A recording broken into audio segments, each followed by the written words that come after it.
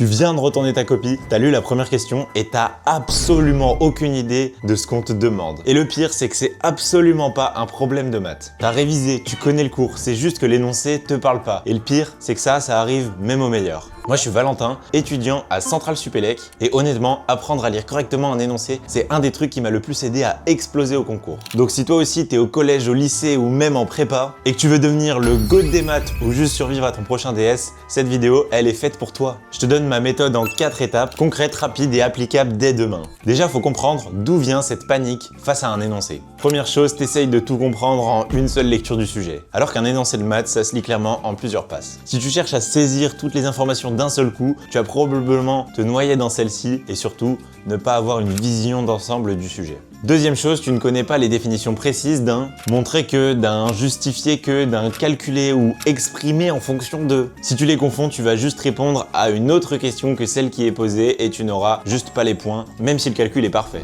Troisième chose, tu rates les informations cachées. Faut savoir qu'un énoncé bien construit, il contient toujours des indices sur les méthodes à utiliser pour résoudre la question. Tu as des données numériques, des hypothèses, des contraintes, bref, plein de choses que tu vas pouvoir utiliser pour résoudre les questions. Alors que la plupart des élèves les lisent sans y faire attention. Alors c'est parti pour la méthode pour ne plus jamais paniquer face à un DS qui a d'ailleurs littéralement boosté certains de nos élèves de notre stage de mathématiques. Donc ce que tu vas faire en premier, c'est une lecture panoramique. Avant de lire une seule question, tu lis l'énoncé en entier pour cartographier celui-ci. Combien y a-t-il de parties? Quel est le thème général du sujet? Et surtout ma préférée, tu vas le comprendre pourquoi dans la suite. Est-ce que la dernière question de chaque partie donne un indice sur ce qu'on cherche depuis le début? En fait, si tu lis la dernière question en premier, tu vas pouvoir deviner le but de la partie. Imaginons que dans un sujet de bac, la dernière question de la première partie soit montrer que la suite UN converge. Dans ce cas, tu peux être quasiment certain que les questions précédentes vont être dédiées à montrer que UN est croissante majorée ou décroissante minorée, dans le but d'appliquer le théorème de la limite monotone. Tu peux même te douter que la preuve de cette croissance-majoration sera probablement par récurrence ou avec une étude de fonction, ou les deux, pourquoi pas. Mais tu vois que juste à partir de la dernière question, je déduis toutes les autres questions et j'ai une bien meilleure vision du sujet, je comprends là où le sujet veut m'emmener. Bref, à partir de la question finale, tu peux reconstruire tout le sujet et avoir une bien meilleure vision d'ensemble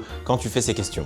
L'étape 2, ça va être de décoder les mots-clés. Il y a 6 formulations que tu dois connaître par cœur. Pour le montrer que ou démontrer que, une preuve complète est attendue, pas juste le résultat. Ici, c'est le raisonnement qui est évalué. Pour justifier que, une preuve un peu plus courte est attendue, mais tout de même rédigée. En général, une phrase suffit souvent, mais elle doit être là. Pour calculer ou déterminer, c'est un simple calcul bête et méchant. Ce qu'on va te demander, c'est les étapes de calcul, le chemin qui t'a mené au résultat. Pour le exprimer en fonction de, ta réponse doit contenir la variable qu'on te donne. Si on te dit exprimer en fonction de n, alors n doit être dans ta réponse finale. S'il n'y est pas, c'est qu'il y a un problème, c'est pas possible. On a aussi donné sans démonstration, dans ce cas, il suffit juste de dropper le résultat. Et enfin, on a le on admet que, c'est juste une information gratuite qu'on te donne, donc ne cherche pas à redémontrer cette information, tu peux juste l'utiliser. Donc tu apprends ces 6 formulations-là qui reviennent dans tous les sujets. L'étape 3, une de mes préférées à titre personnel, c'est de surligner les données. Dis-toi que chaque information dans l'énoncé est là pour une raison donnée. Donc tu vas appliquer la règle simple de surligner chaque donnée numérique, chaque hypothèse et chaque contrainte sur les objets qu'on te donne. Et au moment de la résolution, tu vas te demander si tu as bien utilisé toutes les informations que tu as surlignées précédemment. Si une hypothèse ou une donnée n'apparaît pas dans ta solution, c'est soit que tu t'es trompé, soit que tu as oublié de la mentionner. Par exemple, un énoncé de bac ne contiendra jamais d'informations inutiles. Si on te dit qu'une fonction est continue, c'est qu'il faut utiliser que cette fonction est continue. Donc par exemple, appliquer le TVI ou je ne sais quoi. Étape 4, reformuler avant de répondre. Avant d'écrire la moindre ligne sur ta copie, tu vas reformuler la question dans ta tête ou au brouillon. Par exemple, tu peux écrire « On me demande de trouver la valeur de x pour laquelle la fonction f s'annule » ou encore « On me demande de prouver que la suite UN est croissante ».